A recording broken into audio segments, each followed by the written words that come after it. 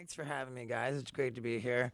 And I did meet some skateboarders yesterday, and we took care of some business. That's done already. The stunt is done. Yeah, we might do some more, but All right. Were you looking for weed or something? You figured skateboards were the best place to Nah. Maybe he just wanted to find some. No, No. he's sober. yeah, I haven't smoked I'm weed sober in 5 too. and a half We years. talked about this the last Right time you on. were here, right? Cool, man. Yeah. How hard is it to be like this wacko guy and then be sober? Because I imagine, like they say that you have to make a whole new set of friends, but you're Right. you're around wackos all the time. I mean, there's definitely a double life going on, but my sense of humor is no different than it ever was. It isn't. It's probably big. You're probably more aware. Right. Yeah. That's exactly right. All right, Steve. But in any case, the skateboarding thing. What'd you do? Well, I happened upon this this ledge on a sidewalk that had these knobs built onto it to prevent skateboarding. But I couldn't help but notice that the knobs ended at the point where, like, the awesomeness began. You know? like at the cliff. Yeah. Right. Yeah. So I just kind of thought, I need to get a video camera. I need to film this, and point out that these knobs aren't designed to prevent skateboarding. They're designed to prevent half-ass skateboarding. You So got to I be wanted really find- good. Yeah. I wanted to find someone, really good and They could jump over the knobs. right, Yeah. jump over the knobs, get on the ledge, and sort of, grind or slide, whatever it may be, out, along this ledge while I blow fire at them, completely encompassing encompassing the skateboarder in a huge fireball. Have you been? Who's your insurance company? Is it State Farm, Nationwide, Allstate? Who's your insurance? It's so funny too. Like, I have special release forms that I travel with that have a special section for hazardous activity. And here we are. I've got the lamp pole. I mean, I'm trying to light the whole ledge on fire and blow this fire on the guy. And it occurs to me, like, man, I should probably have him sign a release form. But I was like, I'll be fine. This is the perfect thing to do while the government's shut down, though. I mean, this is stuff you get away with. You could do that on the middle of the street. Nobody even notices. They were right when I was filming the intro. This cop car came up and parked right on the sidewalk, right next to it. I thought, man, I wonder if they're here already to stop something that hasn't even happened yet. But they said hello and they were very nice, and then they drove off and yeah, we were playing with fire for probably an hour and a half. Wow. See, you look at the world differently. I mean, Michelangelo looked at a big block of rock and he saw David inside. You look at a sidewalk, dude. right? But you look at a park bench, sidewalk, rail, whatever, and you see magic. It was fun. It was fun. These people. So did you meet them via social networking or somehow? Well, there were 3 different groups of people that made it out, when I was sort of processing the idea in my head yesterday, on the way home from morning press, I just saw a guy skateboarding down the sidewalk, and I asked the Tacoma Comedy Club owner to pull over the car so I could get out, and I ran over to the skateboarder and said, "Hey, I need a guy, like, are you good?" He said, I'll wrangle up some troops." And Look at that! And does he recognize you? I mean, it must be like it must be like Paul McCartney walking up to a Beatle fan for you to go to a skateboard. I don't know about Paul McCartney, but he did recognize me, and there was a level of excitement and That's really enthusiasm. And I'm actually not going to do anything with the footage from yesterday, just because I mean, it was cool, but the bar is really kind of high for me. It But has to be outrageous enough. right. Yeah. So, but I did. Before I even went to bed last night, I took all the footage, I edited it together into a nice little bit, and sent it as a large file to the guys. So they That's have very it. nice. So when you're do you feel a need to have to top yourself? Oh, sure. All right, so that's Sure. why, like, you did this thing yesterday. It's almost like a workout. Like a bodybuilder would work out, you would go, "Oh, there's bumps that prevent people from skateboard.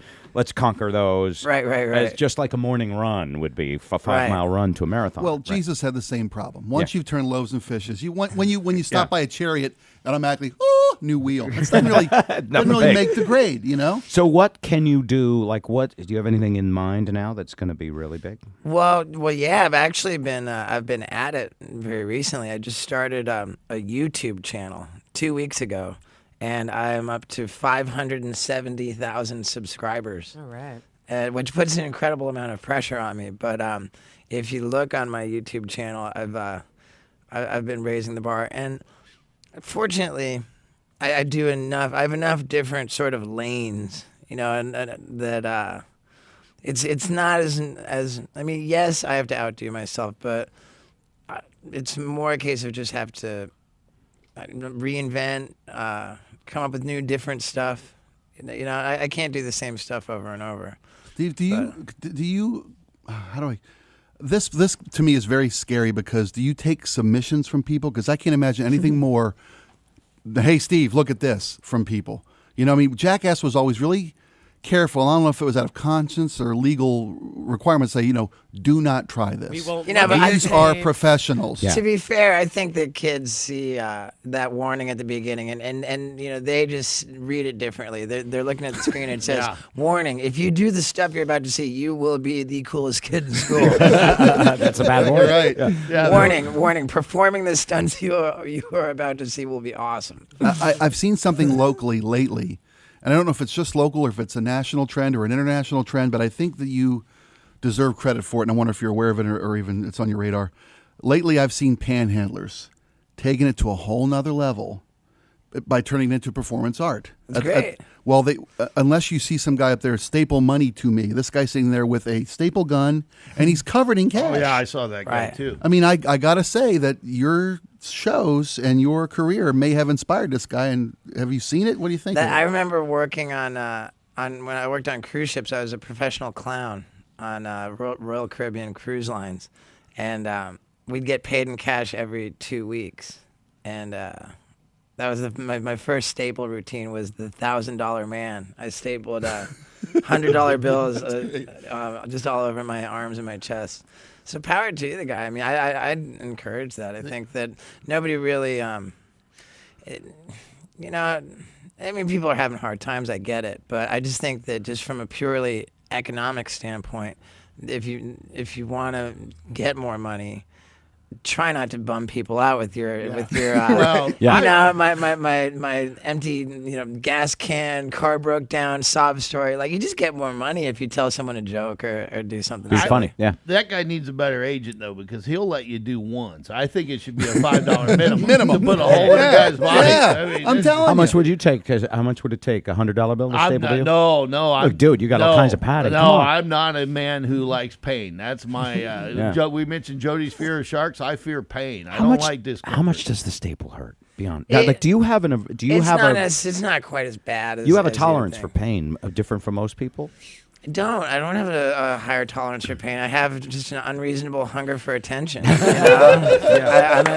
an attention whore. So you're not doing like a Vulcan Spock thing where you're going, I'm blocking out the pain I'm not No, feeling. it's not you like go, that. You are going out. I'm just a genuine attention whore, and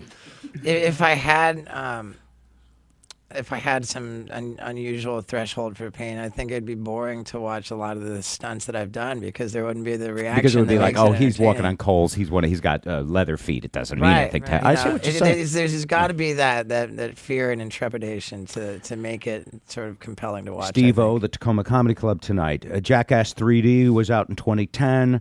Dancing with the Stars 2009. I want to ask about that. I know it's kind of ancient history, but Well, you were injured. yeah, I mean, And you had no dancing ability.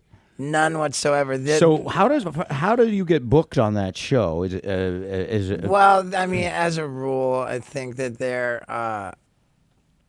ideal contestant on that show is somebody who's going through a transformation, or No, yeah. or I mean, I guess like I don't know. There's that, or there's just people who are just sort of, on the way out of their career.